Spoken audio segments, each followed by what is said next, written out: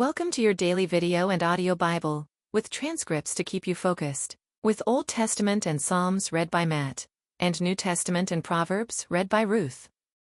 1 Samuel 12-13. And Samuel said to all Israel, Behold, I have obeyed your voice in all that you have said to me and have made a king over you. And now, behold, the king walks before you, and I am old and gray, and behold, my sons are with you. I have walked before you from my youth until this day. Here I am, testify against me before the Lord and before his anointed.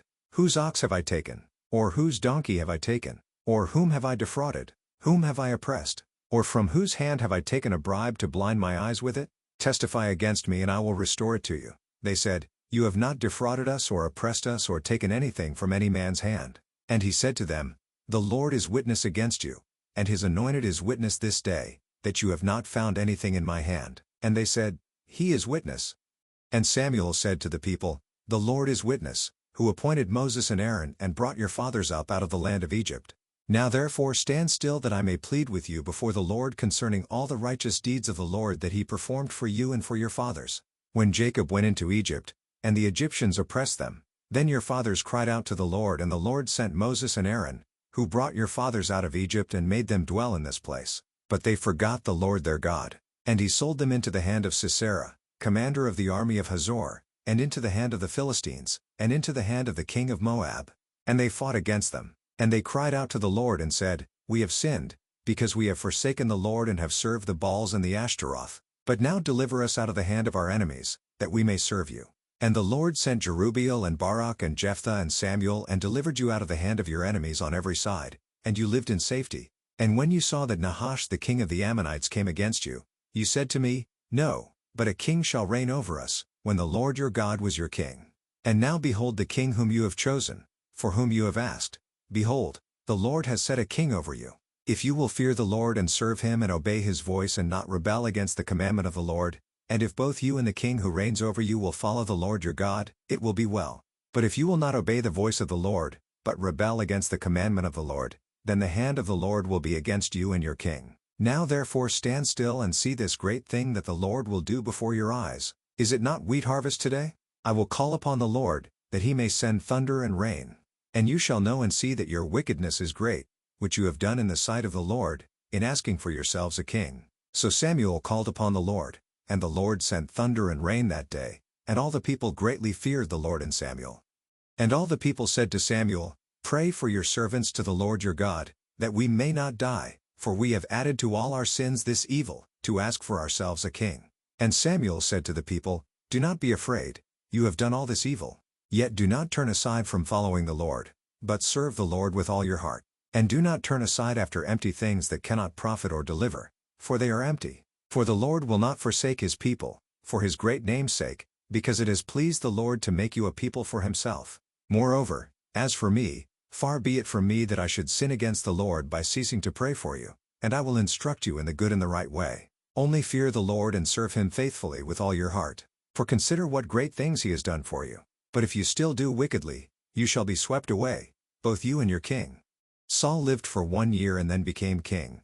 And when he had reigned for 2 years over Israel, Saul chose 3,000 men of Israel. 2,000 were with Saul in Michmash and the hill country of Bethel, and 1,000 were with Jonathan in Gibeah of Benjamin. The rest of the people he sent home, every man to his tent. Jonathan defeated the garrison of the Philistines that was at Geba, and the Philistines heard of it. And Saul blew the trumpet throughout all the land, saying, Let the Hebrews hear. And all Israel heard it said that Saul had defeated the garrison of the Philistines, and also that Israel had become a stench to the Philistines. And the people were called out to join Saul at Gilgal. And the Philistines mustered to fight with Israel, 30,000 chariots and 6,000 horsemen and troops like the sand on the seashore in multitude. They came up and encamped in Michmash, to the east of Bethavan. When the men of Israel saw that they were in trouble, for the people were hard pressed, the people hid themselves in caves and in holes and in rocks and in tombs and in cisterns, and some Hebrews crossed the fords of the Jordan to the land of Gad and Gilead. Saul was still at Gilgal, and all the people followed him trembling. He waited 7 days, the time appointed by Samuel. But Samuel did not come to Gilgal, and the people were scattering from him. So Saul said, Bring the burnt offering here to me, and the peace offerings. And he offered the burnt offering. As soon as he had finished offering the burnt offering, behold, Samuel came. And Saul went out to meet him and greet him. Samuel said, "What have you done?" And Saul said, "When I saw that the people were scattering from me, and that you did not come within the days appointed, and that the Philistines had mustered at Michmash, I said, Now the Philistines will come down against me at Gilgal, and I have not sought the favor of the Lord. So I forced myself, and offered the burnt offering." And Samuel said to Saul, "You have done foolishly. You have not kept the command of the Lord your God, with which he commanded you. For then the Lord would have established your kingdom over Israel forever. But now your kingdom shall not continue. The Lord has sought out a man after his own heart, and the Lord has commanded him to be prince over his people, because you have not kept what the Lord commanded you." And Samuel arose and went up from Gilgal. The rest of the people went up after Saul to meet the army. They went up from Gilgal to Gibeah of Benjamin. And Saul numbered the people who were present with him, about 600 men. And Saul and Jonathan his son and the people who were present with them stayed in Gibeah of Benjamin. But the Philistines encamped in Michmash. And raiders came out of the camp of the Philistines in 3 companies. One company turned toward Ophrah, to the land of Shual, another company turned toward Beth-horon, and another company turned toward the border that looks down on the valley of Zeboim toward the wilderness. Now there was no blacksmith to be found throughout all the land of Israel, for the Philistines said, "Lest the Hebrews make themselves swords or spears." But every one of the Israelites went down to the Philistines to sharpen his plowshare, his mattock, his axe, or his sickle, and the charge was 2/3 of a shekel for the plowshares and for the mattocks, and 1/3 of a shekel for sharpening the axes and for setting the goads. So on the day of the battle there was neither sword nor spear found in the hand of any of the people with Saul and Jonathan, but Saul and Jonathan his son had them. And the garrison of the Philistines went out to the pass of Michmash. John 7, 1-30. After this Jesus went about in Galilee. He would not go about in Judea, because the Jews were seeking to kill him.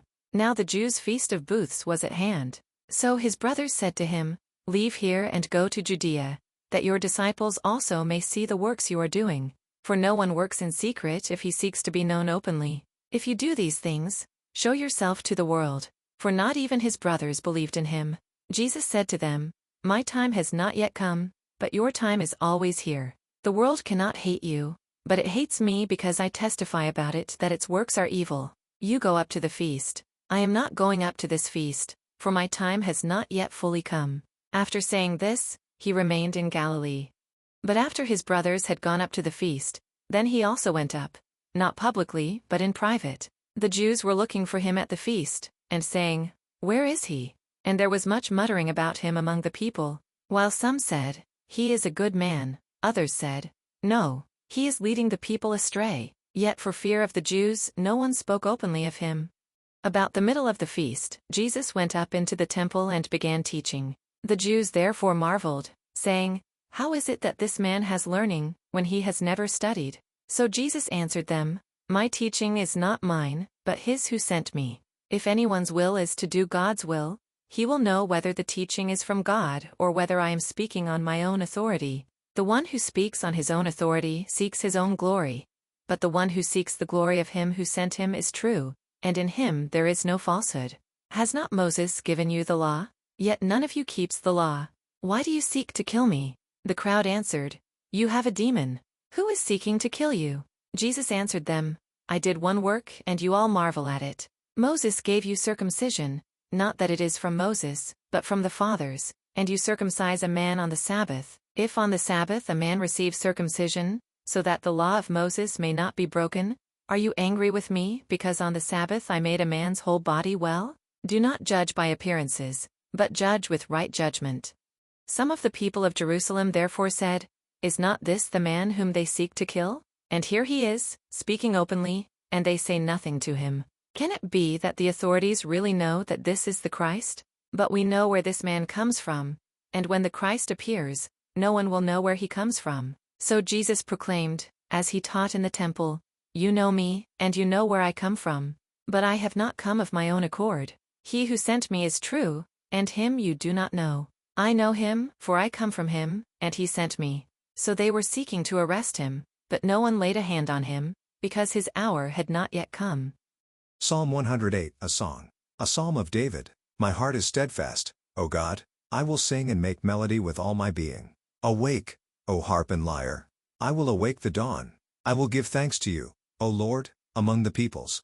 I will sing praises to you among the nations, for your steadfast love is great above the heavens. your faithfulness reaches to the clouds. Be exalted, O God, above the heavens. Let your glory be over all the earth, that your beloved ones may be delivered. Give salvation by your right hand and answer me. God has promised in his holiness, with exultation I will divide up Shechem and portion out the valley of Succoth. Gilead is mine, Manasseh is mine. Ephraim is my helmet, Judah my scepter. Moab is my washbasin. Upon Edom I cast my shoe. Over Philistia I shout in triumph. Who will bring me to the fortified city? Who will lead me to Edom? Have you not rejected us, O God? You do not go out, O God, with our armies. O grant us help against the foe, for vain is the salvation of man. With God we shall do valiantly. It is he who will tread down our foes. Proverbs 15:4. A gentle tongue is a tree of life, but perverseness in it breaks the spirit. Thank you for joining with us. To be part of the community, please check the link in the description below or check Daily Hope for Revival on Facebook.